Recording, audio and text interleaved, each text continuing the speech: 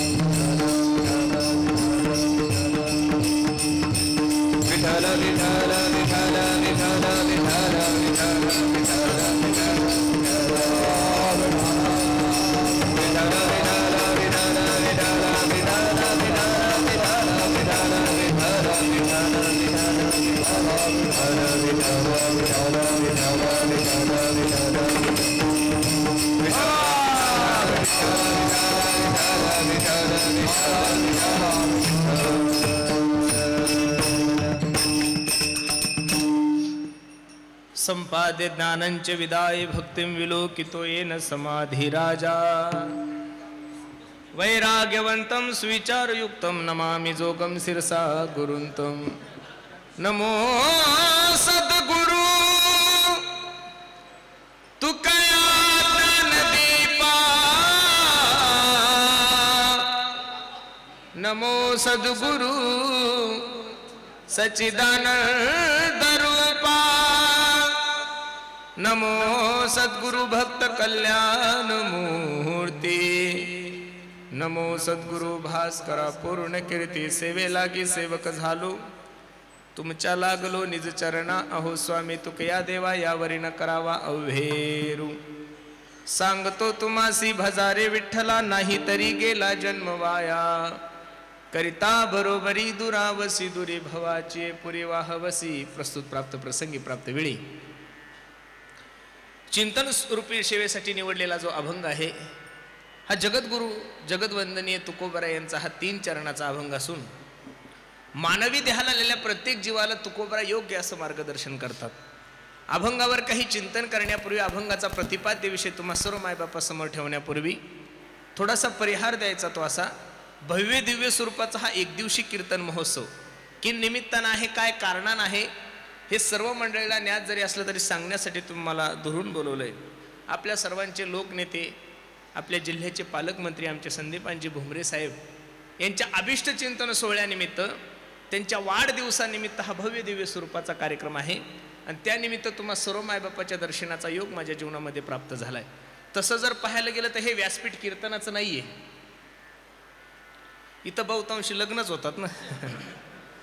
आता लग्नाच्या व्यासपीठावर कीर्तन रंगवणं एवढं सोपं नाही महाराज. हे सगळं इथं सगळे बेवडे पिवडे येणारे लोक असतात, इथं सोपं नाही. इथं काही कीर्तनाचे विषाणू नाहीये. मग अशा वातावरणामध्ये कीर्तन करणं थोडं जडच जातंय. तसं तर कीर्तन संपायची वेळ आलेली आहे. 7 ते 9 वेळ होता. आमच्या बोरसे साहेबांनी खूप गोड नियोजन केलंय, आमच्या ताईने, संगीता ताईने, आमच्या साहेबांनी. आणि त्यानिमित्त तुम्हा सर्व मायबापाच्या दर्शनाचा योग माझ्या जीवनामध्ये प्राप्त झालाय. थोडं लक्ष द्या आणि थोडी शांतता द्या. अगदी थोड्या वेळामध्ये या अभंगाची भूमिका मला तुम्हा सर्व मंडळी समोर ठेवायची. तुम्ही बसून घ्या, आता खाली बसा सर्व मंडळी. विठाला विठाला विठाला विठाला विठाला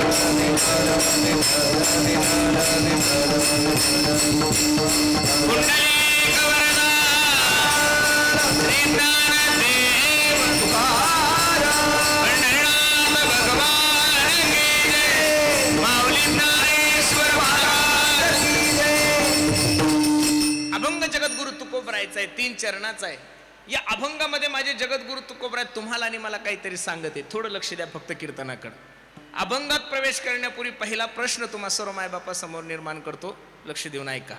काही साधक तुकोबरायकडे गेले, बाबा आम्ही तुम्हाला विचारलं नाही तर सांगता का? हा एक मुद्दा आहे.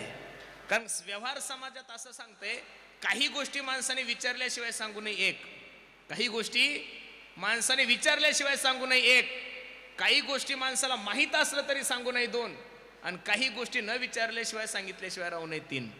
रात्रीचा प्रवास आहे, 2 वाजलेले, सर्व संभाजीनगर झोपलेले आणि तुम्हाला इथून अहमदनगरला जायचंय, तुम्हाला जालन्याला जायचंय. मग संभाजीनगर पासून जालना 40 किलोमीटर आहे, 60 किलोमीटर आहे. रात्री तुम्हाला जे मार्गदर्शन करतं हे माणसं करतात का पाट्या करतात? हो बोलत चला, कोण करतंय? पाटे. तीच पाटी रात्री 2 वाजता तुम्हाला सांगते पुलाचं काम चालू आहे, वाहन कसे चालवा? सावकाश चालवा. तीच पाटी तुम्हाला सांगते पुढं गतिरोधक आहे, वाहन कसे चालवा? सावकाश चालवा. तीच निर्जीव पाटी तुम्हाला सांगते बाबा पुढं धोक्याचं वळण आहे, घाट प्रारंभ होत आहे, वाहन कसे चालवा? सावकाश चालवा. बसणाऱ्या जाणकार मंडळीला एक छोटासा प्रश्न आहे. चांगलं मार्गदर्शन, लक्ष देऊन ऐका बरं, चांगलं मार्गदर्शन जर निर्जीव पाट्या सजीव माणसाला करत असेल तर चांगलं मार्गदर्शन चांगल्या माणसाला का करू नये? केलंच पाहिजेत महाराज. चांगलं मार्गदर्शन चांगल्या माणसाने अरे निर्जीव पाट्या तुम्हाला सांगतात की पुढं घाट आहे, वाहन सावकाश चालवा. मग निर्जीव पाटी जर तुम्हाला चांगलं मार्गदर्शन करत असेल तर मानवी देहाला आलेल्या प्रत्येक जीवानी माणसाला योग्य मार्गदर्शन केलं पाहिजे. समर्थ रामदास स्वामींचा एक श्लोक आहे, जे जे आपणाशी ठावे ते ते इतराशी शिकवावे, शहाणे करून सोडावे सकल जन. आपण सांगितल्यानंतर जर एखाद्या जीवनाचं भलं होत असेल, आपण सांगितल्यानंतर जर एखाद्याच्या जीवनाचा उद्धार होत असेल, त्याची इच्छा नसेल तरी त्याला सांगा का? त्या सांगितल्यानंतर तुमच्या पदरामध्ये काय पडणार आहे? पुण्य पडणार आहे. तुकोबराय त्या साधकांना सांगतात, हे बाबांनो, तुमची इच्छा नाही ऐकण्याची, पण सांगणं आमचा धंदा आहे. तुमची इच्छा नाही ऐकण्याची, पण सांगणं आमचा धंदा आहे. ब्रह्ममूर्ती संत जगी अवतरले, उद्धाराय आले, आम्ही वैकुंठवासी आलो, याची कारणासी बोलिले जे ऋषी साच भावे. तुमच्या आणि माझ्या उद्धारासाठी साधू संतांचा जन्म आहे. महाराज सांगतात, अवतार तू माधराया कारण, अवतार तू माधराया कारण, हा अवतार तू माधराया कारण, अवतार तू माधराया कारण, हा उद्धराया जन जड जीवा, जड जीवा, उद्धराया जन जड जीवा, जड जीवा, हा उद्धराया जन जड जीवा, जड जीवा, उद्धराया जन जड जीवा.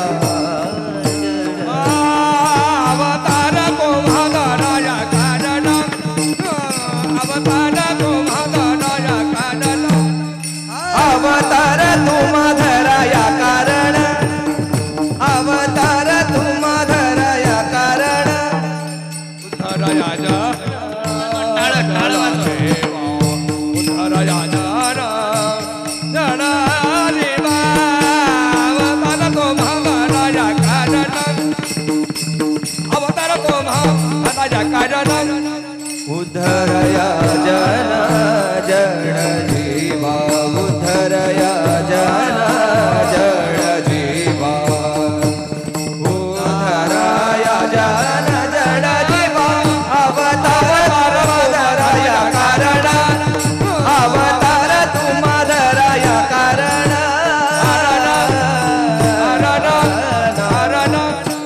साधू संतांचा जन्म हा तुमच्या आणि माझ्या उद्धारासाठी झालेला आहे. कशासाठी झालेला आहे? मी मगाशी तुम्हाला सांगतो, अवतार तुम्हा धराया कारण उद्धराया जन जड जीवा. तुमच्या आणि माझ्या उद्धारासाठी साधू संतांचा जन्म आहे. जगाच्या कल्याणा संताच्या विभूती देह कष्टविती परोपकारे बुडते हे जन न देखवे डोळा येतो कळवळा म्हणून या. मी नेहमी सांगत असतो, माणसाला तुमची आणि माझी प्रगती सहन होत नाही. एक माणसाला सर्व काही सहन होतं, पण आपल्यापेक्षा कोणी मोठं झालेलं माणसाला सहन होत नाही. माणसाला प्रगती सहन होत नाही. एक कुत्र्याला गती सहन होत नाही. दोन आणि साधू संताला तुमची माझी अधोगती सहन होत नाही. तीन. नाथ महाराजांच्या जीवनाचा प्रसंग सर्वांनी 1000 वेळेस ऐकला असेल, तरी पण एकदा पुन्हा सांगतो. गंगेवर स्नानाला जात असताना एक विंचू पाण्यातून वाहत होता. तुम्ही सर्वांनी उदाहरण ऐकले. नाथबाबाने पाण्यामध्ये हात घातला आणि त्या विंचवाला वर काढलं, पण त्या विंचवाने नाथ महाराजाला दंश केला. परत नाथ महाराजाला वेदना झाल्यानंतर परत विंचू पाण्यात पडला. परत नाथ महाराजाने हात घातला, परत त्या विंचवाला बाहेर काढलं. असं 2-4 वेळेस झाल्यानंतर एक सद्ग्रस्त नाथ महाराजासोबत स्नान करत होता. ओ बाबा, अहो तुम्ही कीर्तनकार दिसताय, गळ्यामध्ये माळा आहे तुमच्या, जानवत दिसतंय. अहो तो विंचू तुम्हाला सारखं सारखं दंश करतोय, तरी सुद्धा तुम्ही त्याला वाचवण्याचा प्रयत्न करताय. नाथ बाबांनी जे उत्तर दिलं ते खूप गोड आहे. नाथ बाबा सांगतात, अहो तो 20 ग्रॅमचा विंचू जर त्याचा दंश करण्याचा स्वभाव सोडत नसेल, तर मी त्याला माझा तारण्याचा स्वभाव कसा सोडू? मारा साधूचं हृदय. साधू संतांनी ज्यावेळेस या समाजाकडे पाहिलं, भागवतकार खूप गोड वर्णन करतात. भागवतामध्ये एक श्लोक आहे, थोडं लक्ष द्या माझ्याकडं. काल व्याल मुखग्राश त्राश निर्नाश हे तवे श्रीमद भागवतम शास्त्रम कलोकेरेन भाषितम. एक मोठा अजगर आहे गड्यांनो. त्या अजगराच्या मुखामध्ये तुम्ही बसलेले आहात आणि त्याच अजगराच्या मुखामध्ये मीही बसलेलो आहोत. मनुष्य कुठपर्यंत सुरक्षित आहेत? जोपर्यंत तो अजगर आपलं तोंड बंद करत नाही. ज्या दिवशी तुमचा अजगर तोंड बंद करेल, त्या दिवशी तुम्हाला डॉक्टरची गरज पडणार, त्या दिवशी तुम्हाला ओळखीची गरज पडणार नाही, त्या दिवशी तुम्हाला पैशाची गरज पडणार नाही. मग आपण आलोय कुठून? आपल्याला करायचं काय? आपल्याला जायचं कुठं? या गोष्टीचा प्रत्येकाने काय केलं पाहिजे? ध्यास मनामध्ये लावला पाहिजे. मी तर नेहमी सांगतो, ऐसी चिंता करी सदा सर्व काळ, रात्रंदिवस हेची तळमळ. तुका म्हणे नाही आपुले बळ, जेणे फळ पावेन निश्चयशी. कधीतरी माणसाला असं वाटलं पाहिजे की काही मी उद्धार पावेन, काही कृपा करीला नारायण ऐसे. तुम्ही सांगा संतजन करा समाधान चित्त माझे. मनुष्य मोठा होतो, युवा होतो, वृद्ध होतो, मनुष्य मरून जातो. माणूस माणसाच्या जीवनाचा यथार्थ विचार कधीच करत नाही.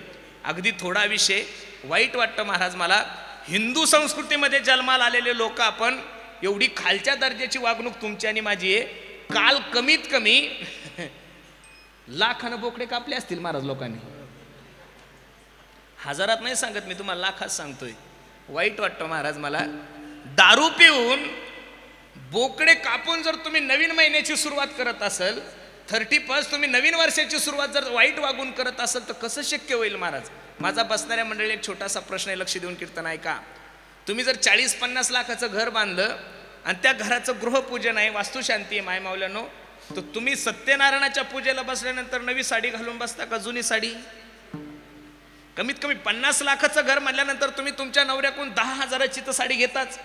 तुम्ही सुद्धा 2-4 हजाराचा ड्रेस घालता. मग नवीन घरामध्ये जात असताना जसे तुम्ही नवे कपडे परिधान करून जातात, सर्व नवं असतं, तुमचं फर्निचर नवं, तुमचे भांडे नवे, तुमचे फोटो नवे, सगळं जर नवं असतं, तर मग बसणाऱ्या मंडळीला माझी विनंती आहे, श्रावण महिन्याची सुरुवात करत असताना, अधिक मासाची सुरुवात करत असताना आपण जर दारू पिऊन आणि मांसाहार करून करत असाल, तर प्रत्येकाने प्रत्येकाचं निरीक्षण केलं पाहिजे की आपण कोणत्या मार्गाने चालू, याचं अनुकरण करा महाराज. वाईट वाटतं मला. म्हणून माझी विनंती दादानो, कधीतरी चांगल्या कामाची सुरुवात चांगल्या कामापासून करत जा. उद्यापासून अधिक मास सुरू होतोय महाराज. अधिकस्य अधिकम फलम. 3 वर्षानंतर एकदा अधिक मास येतो. मी जाताना फक्त बसणाऱ्या मंडळी एक भीक मागणार आहे. तुम्ही म्हणाल काही पैसे लागते का? अजिबात नको. तुमचा रुपया नको मला, तुमची प्रॉपर्टी नको, तुमचे कपडे नको, तुमचं काहीच नको, तुमचं जेवण सुद्धा नको. पण जाता जाता पदरात एक भीक टाका. मी तुमच्या समोर भीक मागतोय. उद्यापासून कमीत कमी 1 महिना दररोज अधिकस्य अधिकम फलम, उद्यापासून जेवढं तुम्हाला दान धर्म करता येईल तेवढं करा, जेवढं तुम्हाला देवदेव करता येईल तेवढं करा. नाही काही जमलं तरी चालेल, पण 24 घंट्यातून कमीत कमी 11 माळी तरी रामकृष्ण हरी मंत्राचा जप करा. किती? 11 माळी. 11 माळी रामकृष्ण हरी मंत्राचा जप करा. याच्यापेक्षा जास्त करता आले तर तुम्ही भाग्यवानच आहे, पण याच्यापेक्षा कमी नका करू महाराज. किती जरी हळू न केलं तरी 11 माळी जपण्यासाठी लयतले 20 मिनिटं लागतात महाराज, लयतले 15 मिनिटं. तुमच्या 24 तासातून तुम्ही 15 मिनिटं जर काढले ना, तर मी नारदाच्या गादीवर सांगतो महाराज, तुमच्या जीवनात येणारं कोणतंही संकट असू द्या, माझा जगाचा मालक तो तारल्याशिवाय राहणार नाही. आपला कुठंतरी विश्वास कमी पडतोय, आपण कुठंतरी देवाच्या श्रद्धेमध्ये कमी पडतोय. आपण काय केलंय, आपल्या आपल्या ॲडजस्टनुसार परमार्थाची व्याख्या ठरवून घेतलेली आहे. मी सकाळच्याही कीर्तनात बोललो, वेळ भेटल्यानंतर कीर्तनाला नका येऊ, वेळ भेटल्यानंतर कीर्तनाला नका येऊ, वेळ काढून कीर्तनाला येत चला महाराज. वेळ भेटल्यावर देवाच्या मंदिरात नका जाऊ, वेळ काढून. अरे मोबाईलची चॅटिंग करायला लागलो तर दिवस कधी उगवतो काही कळत नाही. ऑनलाईन रमी खेळायला लागलो तर 4 कधी. माझं मत आहे, तुमचे डोळे जाईपर्यंत मोबाईल खेळा, आमच्या काही बापाचं जात नाही. भविष्यात 10 वर्षाने, अजून 15 वर्षाने कॅन्सरच्या बिमाऱ्या कमी होतील, शुगरच्या बिमाऱ्या कमी होतील, TBचे पेशंट कमी होतील. 10 वर्षाने या देशामध्ये सर्वात जास्त जर येडे कशाने होतील तर मोबाईल नाही होतील महाराज. हॉस्पिटल राहतील, व्हॉट्सअपनं वेडा झालेला, फेसबुकनं वेडा झालेला, इंस्टाग्रामनं वेडा झालेला. म्हणून 24 घंट्यातले कमीत कमी 10 तास आपण मोबाईल खेळतोय. किती तास खेळतोय?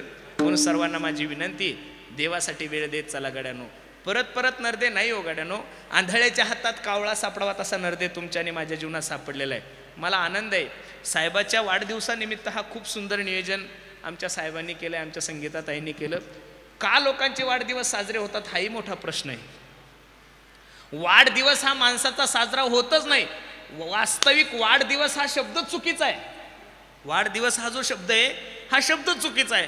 100 मधून 60 गेले, खाली किती उरले हो? मग हा वाढदिवस आहे का घट दिवस आहे तुमचा? मग तुम्ही त्याला वाढदिवस का म्हणताय? पीछे से आई और आगे ढकल दी. वाढदिवस हा माणसाचा होत नाही, पुण्यतिथी ही माणसाची होत नाही, जयंती ही माणसाची होत नाहीये. वाढदिवस हा तुम्ही केलेल्या कार्याचा होत असतो महाराज.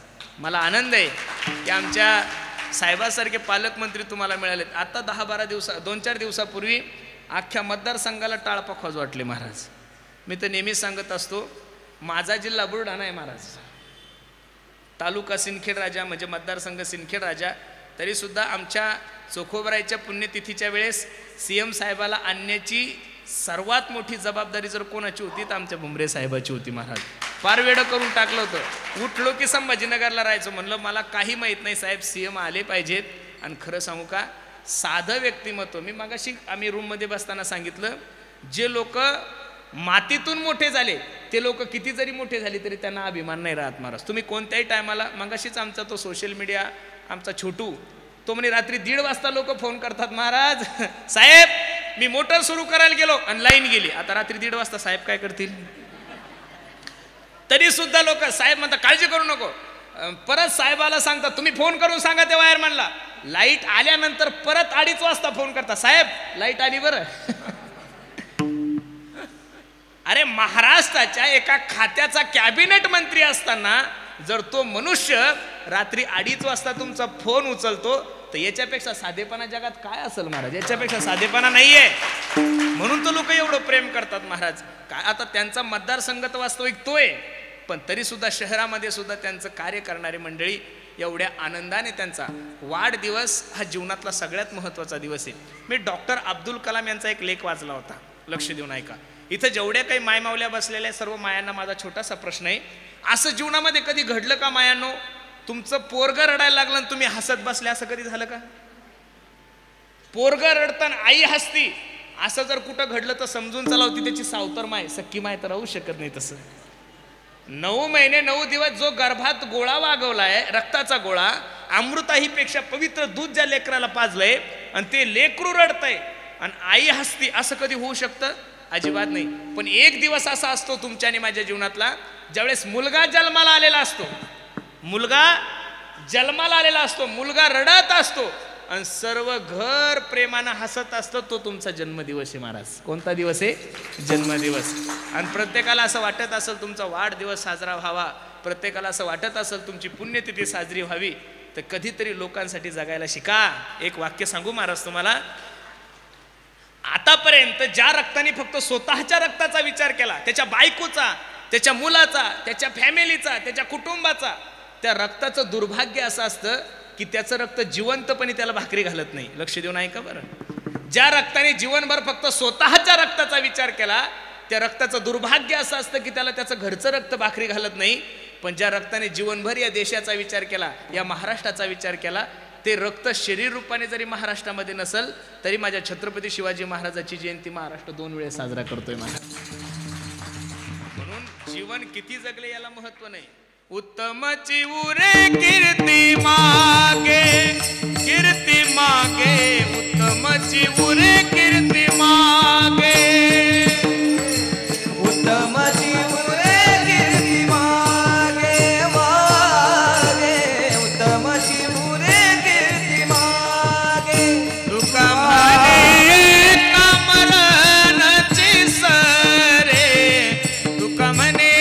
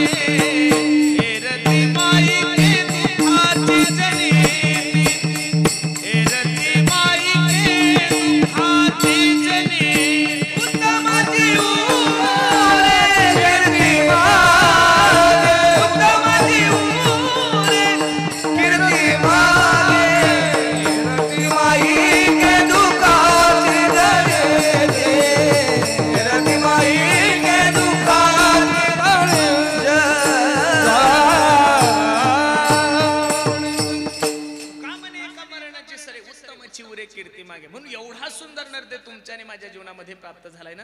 कधीतरी मानवी देहाला आलेल्या प्रत्येक जीवन आपल्या जीवनाचा यथार्थ विचार करा. कोहम कतमिदम जातम, मी कोण ऐसा करावा विचार, म्हणे ज्ञानेश्वर निवृत्तीचा. मी आलोय कुठून, मला करायचं काय, मला जायचं कुठे, या सर्व गोष्टी मनुष्य विसरून गेलेला आहे. आणि या समाजाकडे ज्यावेळेस माझ्या तुकोबराने पाहिलं त्यावेळेस तुकोबराच्या लक्षात आला, अरे एवढा सुंदर नरदे जगाच्या मालकाने दिला. दिले इंद्रिय हात पाय कान डोळे मुख बोलाया वचन, जेणे तू जोडसे नारायण नासे जीवपण भवरोग. औट हात का मानव देह भगवान ने तुझको दिया, अरे खाया पिया सुख से सोया, नाहक जमाना खोया. एवढा 3.5 हाताचा नरदे तुमच्या आणि माझ्या जीवनामध्ये प्राप्त झालाय. आणि इथे येऊन जर तुम्ही देवाचं चिंतन नाही केलं तर त्याचा परिणाम काय, तुकोबरा अभंगाच्या पहिल्या सांगतो तुम्हासी बजारे विठ्ठला, सांगतो तुम्हासी बजारे विठ्ठला, सांगतो तुम्हासी बजारे विठ्ठला, सांगतो तुम्हासी बजारे विठ्ठला.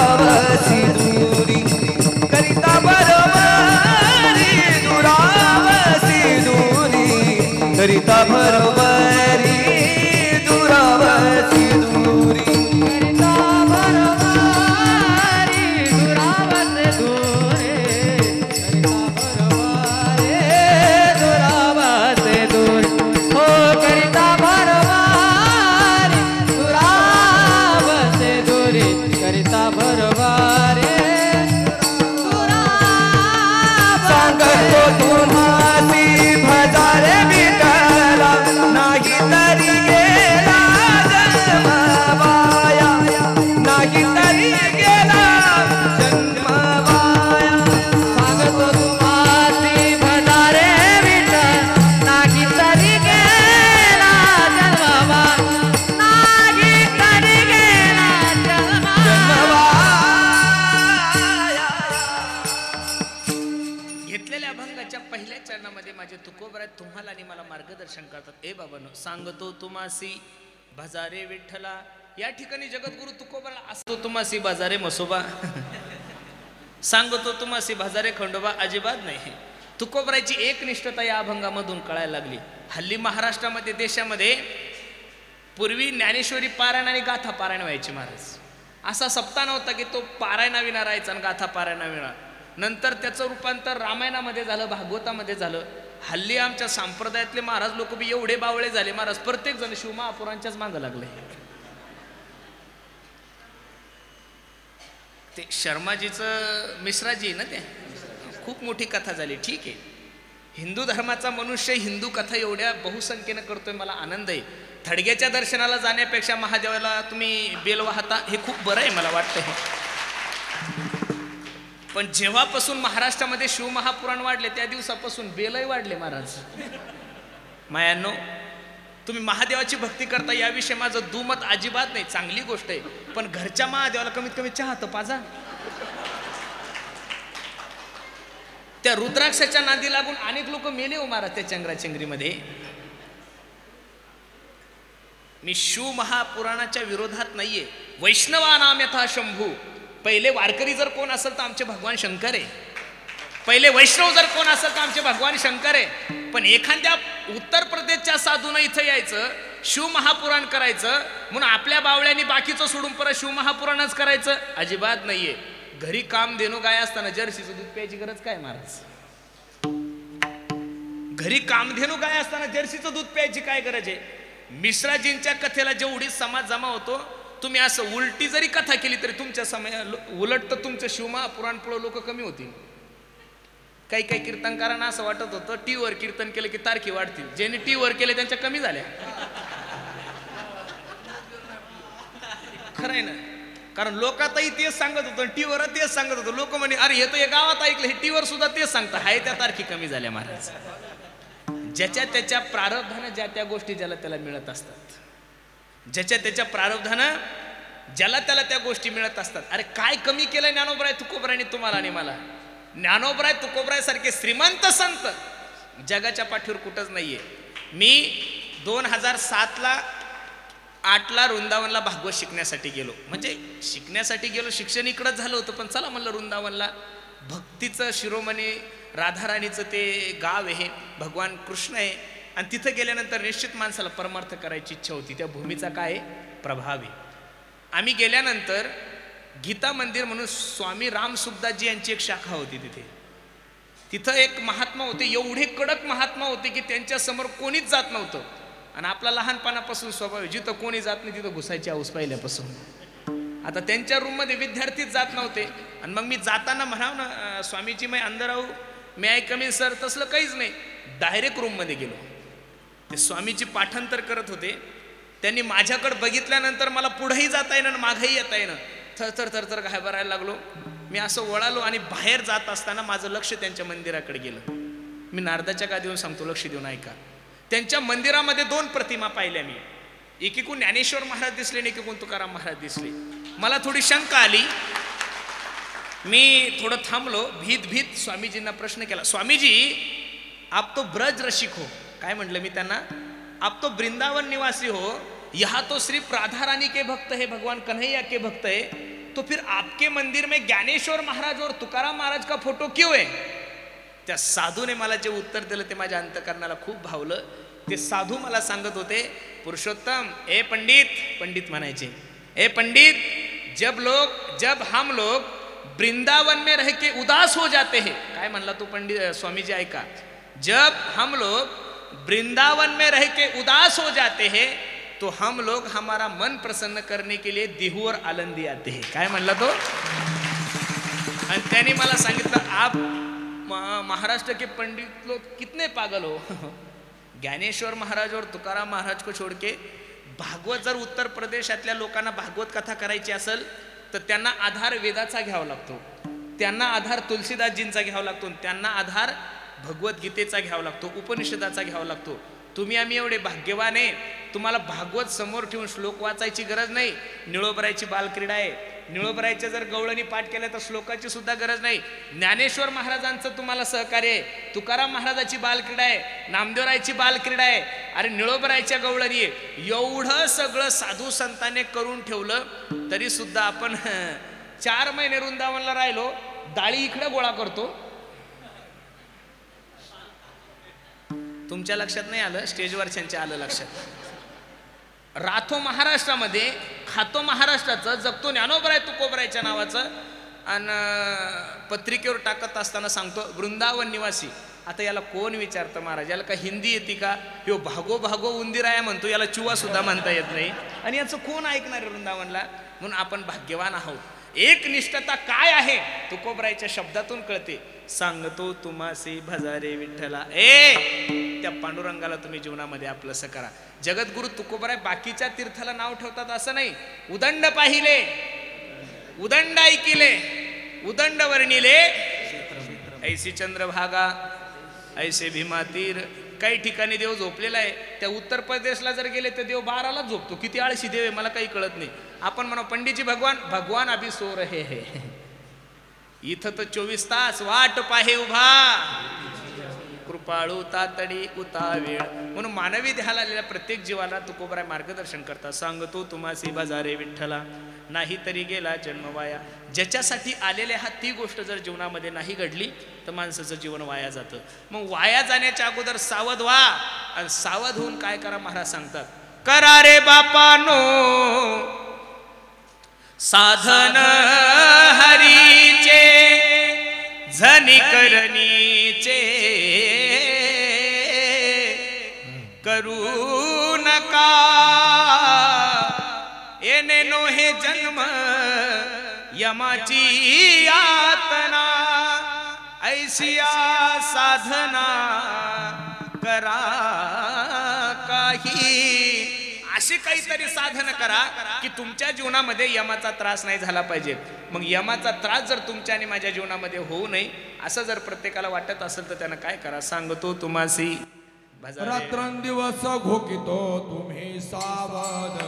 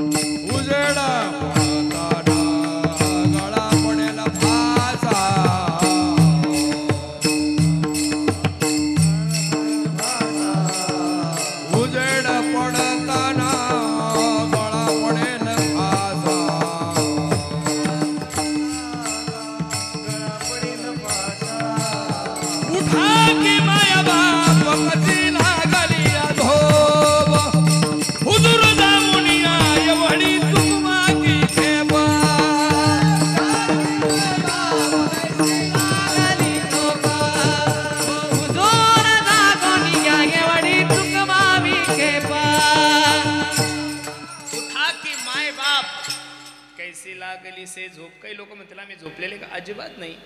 तुम्ही एवढे जागृत आहे, एवढे जागृत आहे. 2023 चाललं तरी 2024च्या तयारीत तुम्ही आतापासून आहे का नाही. आतापासून भेटीगाठी सुरू आहे, आतापासून सगळ्यांचं सगळं चालू आहे. मग सगळ्या गोष्टीविषयी आपण जागृत आहोत. तरी साधू संतांनी तुम्हाला आणि मला जागं का केलं याचं कारण तुम्ही संसारात जागे आहात आणि परमार्थात झोपलेले आहात. म्हणून मज निरंतर उठा जागे वारे आता, स्मरण करा पंढरीनाथा, भावे चरणी ठेवा माथा. किती प्रमाण सांगायचे. जगजोगी जगजोगी जाग जाग बोलती हो जगजोगी जगजोगी जागता जगदेव राखा काही भाव. प्रत्येक साधू संतांनी तुम्हाला आणि मला जाग करण्याचा प्रयत्न केला म्हणून मी सुद्धा तुम्हाला सांगतोय मायबाप एवढा सुंदर नर्दे तुमच्या आणि माझ्या जीवनामध्ये प्राप्त झालाय. संधीचं सोनं करा. वेळ निघून गेल्यानंतर जीवनामध्ये एक गोष्ट उरते तिचं नाव आहे पश्चाताप. वेळ आहे तोपर्यंत देवाचं चिंतन करा. वेळ आहे तोपर्यंत देवदेव करून घ्या. जव हे सकळ सिद्ध आहे हात चालावया पाय तव तू आपले सुहित पाहे तीर्थयात्रे जाये चुकू नको.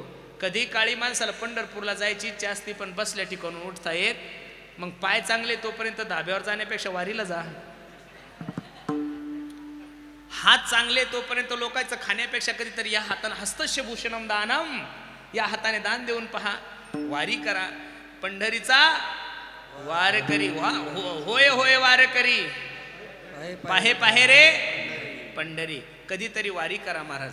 आषाढी सोडून आणि ज्ञानोबरायचा समाधी सोहळा सोडून ज्याला घरी राहा वाटत असेल तो काय माणूस आहे का महाराज. संपदा सोहळा ना आवडे मनाला लागला टकळा. कधी कधी तर आम्हाला असा अनुभव येतो काही काही कीर्तनकार आपण वारीत असतो ते इकडे दसक्रियाविधी करतात आणि स्टेटस ठेवतात आज आमचं प्रवचन आहे.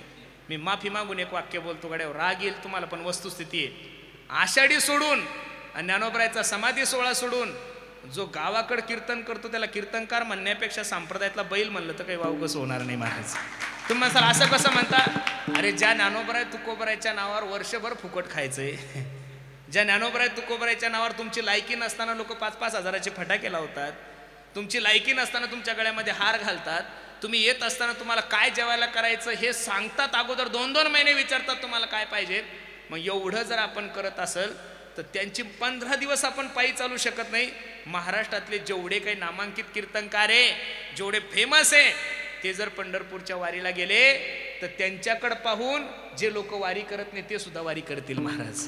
कारण मोठ्यांचा आदर्श दुसरे घेत असतात. म्हणून माझी विनंती तुम्हाला महाराज एवढा सुंदर नर्दे तुमच्याने माझ्या जीवनात प्राप्त झालाय ना देवाचं चिंतन करा. नाही केलं तर महाराज सांगतात नाही तरी गेला जन्म वाया. आणि संसारामध्ये कितीही प्रयत्न करा करिता बरोबरी दुरावशी दुरी. बरोबरी करण्यामध्ये ज्याच्यासाठी आलेल्या आहात ती गोष्ट निघून जाईल आणि भाऊनाम या संसाररूपी समुद्रातून तुम्ही वाहून जासाल. मग काही लोक म्हणतील महाराज आम्ही करायचं काय. काहीच करू नका. त्या भगवंताला आपलंसं करा. काय लागतं त्या भगवंताला आपलंसं करण्यासाठी अभंगाच्या 3ऱ्या चरणात काही न लगे एक भावचे कारण काही न लगे एक भावचे कारण काही न लगे एक भावचे कारण काही न लगे भावचे कारण काही न लगे एक भावचे कारण काही न लगे एक भावचे कारण काही न लगे एक भावचे कारण काही न लगे एक भावचे कारण. तुका म्हणे आन विठोबाची तुका म्हणे आन विठोबाची तुका म्हणे आन विठोबाची करिता बरोबरी दुरावसे दुरी करिता बरोबरी दुरावसे दुरी म्हणे आन विठोबाची म्हणे आन विठोबाची तुका म्हणे आन विठोबाची करिता बरोबरी दुरावसे दुरी करिता बरोबरी दुरावसे दुरी. जगद्गुरु तुकोबराय घेतलेल्या शेवटच्या चरणामध्ये सांगतात काही न लगे एक भावची कारण तुका म्हणे आन विठोबाची. मी माझ्या पांडुरंगाची शपथ घेऊन सांगतो. मी माझ्या विठ्ठलाची शपथ घेऊन सांगतो भगवंतासाठी बाकी काहीच लागत नाही. काही न लगे एक भावचे कारण. फक्त भाव लागतो. प्रमाण सांगतो तुमचे पाटे भावबळे आकळे एरविना कळे करतळी आवळे तैसा हरे भावे गावे गीत शुद्ध करोनिया अंतरीची घेतो गोडी पाहे जोडी भावाची सर्व प्रमाण पहा महाराज देवासाठी फक्त भाव लागतो पत्रम पुष्पम फलम तोयम यो मे भक्त्या प्रयशती तदहम भक्त्युपरतमश्नामी प्रयतात्मनः तुम्ही देवाला काय देतात हे देव पाहत नाही कोणत्या भावनेनं देतात विदुरा घरच्या बक्षुनी कन्या परमानंदे झाला मनमोहन मुरलीवाला मोहन मुरलीवाला नंदाचा अलबेला मनमोहन मुरलीवाला परमार्थाला फक्त भाव लागतो आणि नेमका आपण सर्व काही देतो भाव देत नाही तुम्हाला आवडतो तसा परमार्थ करू नका देवाला आवडतो तसा परमार्थ करा हल्ली काय झालंय तुम्हाला जे पटतं ते तुम्ही करताय देवाला जे पटतं ते करतच नाही इथं जेवढी काही माझी मातृशक्ती बसली आहे जेवढ्या काही आई बहिणी बसलेल्या मायानो एक छोटासा प्रश्न तुमचा मुलगा म्हणून तुम्हाला करतो आवडती ती बायकोनं करावं का तुम्हाला जी आवडती ती करावं बोला बोला लाजू नका चालता बोलता कार्यक्रम आहे जी उत्तर देईल तिला सोन्याचं नाणं बक्षीस आपण कशाला द्यायचं आयोजक देत बसेल बरोबर आहे का नाही आपल्या नवऱ्याला जी भाजी आवडती ती बायकोनं करावं का तुम्हाला जी आवडती ती करावं नवऱ्याला शेवग्याच्या शेंगा आवडतात तुम्ही जर वाट्यावर असं मस्त वाटून फुटून दुपारच्या वेळेस शेवग्याच्या शेंगा 4-5 चपात्या दिल्या तर नवरा जेवताना मित्राला सांगतो दररोजच्या 2च चपात्या खातो राव आज 3 चपात्या खाल्ल्या का माझ्या बायकोनं माझी आवडती भाजी दिली संपलं उदाहरण तुमचा नवरा प्रसन्न होण्यासाठी तुम्हाला त्याच्या आवडीची भाजी करावी लागते तुमच्या नवऱ्याची आवडती भाजी जर केली तर नवरा प्रसन्न होतो हा संसार आहे तर देवाला आवडतो तसा परमार्थ तुम्ही जर केला तर देव का प्रसन्न होणार नाही महाराज नक्कीच होईल ना देवाला जसं आवडतं तसं जर आपण वागलो तर निश्चित देवाला बाकी काहीच आवडत नाही आवडे देवासी तो एका प्रकार नामाचा उच्चार तुळशी माळ गळा गोपीचंदन टिळा आणि हृदयी कळवळा वैष्णवाचा जे देवाला आवडतं ते जर केलं तर निश्चित माझा जगाच्या मालकाची कृपा तुमच्यावर झाल्याशिवाय राणा महाराज सांगतात भाव का भूका हूं मैं बस भाव ही एक सार है भाव से मुझको भजे तो भव से बेड़ा पार है भाव बिन कुछ भी वो देवे मैं कभी लेता नहीं भाव से एक फूल भी दे तो मुझे स्वीकार है आज परमार्थ एवढा वाढलाय महाराज आज कशाही निमित्ताने कीर्तने माणसं मेले तरी कीर्तने माणसं जलमले तरी कीर्तने तुम्ही जर पुणे जिल्ह्यात गेले तर हळदी निमित्त सुद्धा कीर्तने हो सत्यनारायण निमित्त कीर्तने लग्नाची जी वरात असते त्या वराती निमित्त कीर्तने एवढ्यावरच कीर्तने असं नाही 2-3 दिवसापूर्वी एका मूर्खाने मला फोन केला म्हणे हॅलो म्हणलं बोला ना पुरुषोत्तम महाराज बोलताय का म्हणलं हो दादा मीच बोलतोय महाराज तारीख ठेवायची कीर्तन घ्यायचंय तुमचं मला म्हणलं काही हरकत नाही अमुक तारीख आहे मी रोजनिशी पहिली तारीख खाली होती तारीख लिहून घेतली नाव नंबर मोबाईल सगळं लिहिलं आणि फोन ठेवता ठेवता त्याला म्हणलं का रे कीर्तन कशा निमित्ताने त्यानं हळूच सांगितलं म्हणे महाराज आमच्या शेतामध्ये 2 पोल्ट्री फार्म टाकले आणि त्याच्या उद्घाटनानिमित्त तुमचं कीर्तन आहे म्हणलं कीर्तन करू आपण कीर्तनाचं काय असतं तेव्हा पण पोल्ट्री फार्मच्या उद्घाटनाला अभंग कोणता घ्यावा हा एक मोठा प्रश्न आहे ना महाराज कोंबडी पळाली हा अभंग तर काय मग नेमका अभंग कोणता घ्यावा हाही एक मोठा प्रश्न आहे परमार्थ खूप जोरात वाढलाय परमार्थात गर्दी खूप वाढलेली आहे परमार्थात गर्दी खूप वाढलेली आहे पाठीमागे शिवमहापुराण झालं लोकांना बसायला जागा नव्हती परमार्थ खूप वाढलाय परमार्थाचा भाव वाढला पण परमार्थातला भाव कमी झालाय परमार्थाचा भाव वाढलाय आणि परमार्थाचा भाव कमी झाला आणि निळोबराय तर सांगतात निळा म्हणे वाढे भाव संचरे स्वानुभव निजांगी तुमच्या आत्म्याला ज्याचा साक्षात्कार येतो तो आत्म्याला साक्षात्कार जर कशामुळे येत असेल तर फक्त तुमच्या भावनेमुळे येतो म्हणून सर्वांना माझी विनंती परमार्थ भावनेनं करा मी नेहमी सांगतो आपकी नियत भला कितनी भी अच्छी हो दुनिया तो आपको आपके दिखावे से ही जानती है आपकी नियत भला कितनी भी अच्छी हो दुनिया तो आपको आपके दिखावे से ही जानती है लेकिन आपका दिखावा भला कितना भी अच्छा हो मेरा भगवान तो आपको आपके नियत से ही जानता है आतापर्यंतचा इतिहास आहे देवानं श्रीमंताच्या घरी जेवण नाही केलं महाराज, दुर्योधनाच्या घरचा 56 प्रकारचा भोग त्यागलाय आणि विदुर काकाच्या घरच्या कन्या खाल्लेल्या आहे. शबरी माता भिल्ल समाजामध्ये जन्माला आलेली आहे, तरी सुद्धा माझ्या प्रभू रामचंद्राने तिच्या हातचे काय खाल्ले? बोरं खाल्ले. याचं कारण फक्त अंतकरणात प्रेम, अंतकरणात भाव. आणि प्रेम जर अंतकरणात नसेल आणि किती जरी गप्पा मारत असेल तर काय फायदा आहे? नाथ महाराजांची भाषा सांगू तुम्हाला. नाथ महाराज सांगतात, रांडविने जेवी शृंगार पैकेला, शृंगार पैकेला, प्रेमावीन झाला ज्ञानी तैसा. एखादी विधवा माय माऊली जिचा पती मरण पावलेला आहे, तिने 50,000चा शालू घातलाय अंगावर, हातामध्ये सोन्याच्या बांगड्या आहेत, 4 बोटात अंगठ्या आहे, गळा भरून सोनं आहे, पण किंमत काय? तिच्या कपडाला काय नाहीये? कुंकू नाहीये. तसा जगात किती मोठा योगी असू द्या, किती मोठा ज्ञानी असू द्या, किती मोठा वैराग्यवान असू द्या, राजेश्वरानंदजीचं एक भजन आहे, खूप गोड आहे, मी नेहमी ऐकत असतो, ऐका.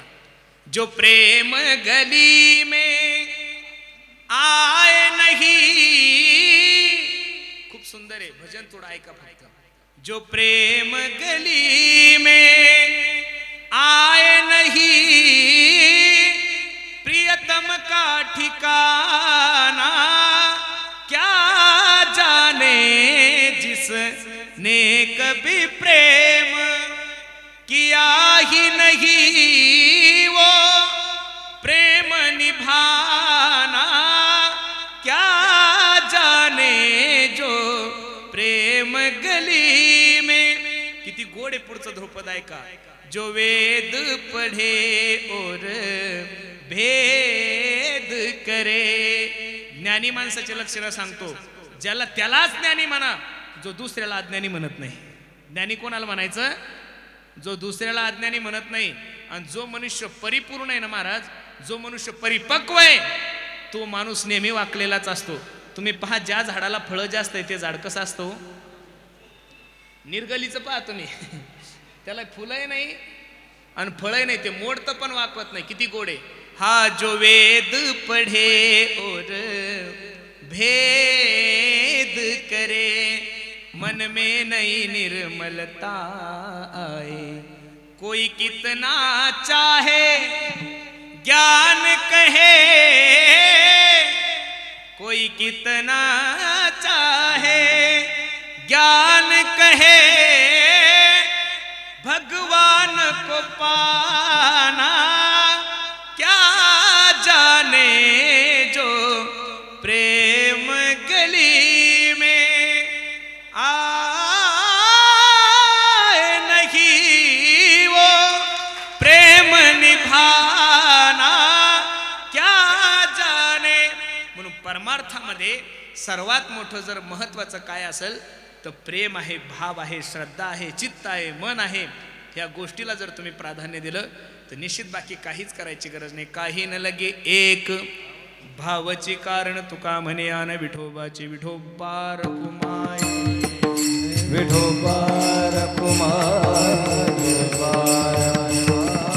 विठोबा विठोबा रखुमाई, जय जय विठोबा रखुमाई, विठोबा रखुमाई, विठोबा रखुमाई.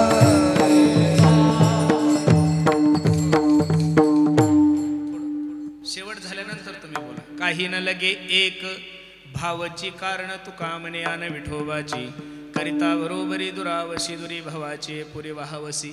अभंगाची सरळ भूमिका मी तुम्हा सर्व मंडळी समोर ठेवली. बराचसा वेळ झालाय आणि 7 ते 9 कीर्तनाची वेळ होती, पण 7ला नेमका हरिपाठ सुरू झाला होता, बरोबर आहे का नाही? म्हणून अभंगाची भूमिका तुम्हा सर्व मंडळी समोर ठेवली. गजर कीर्तनाचा.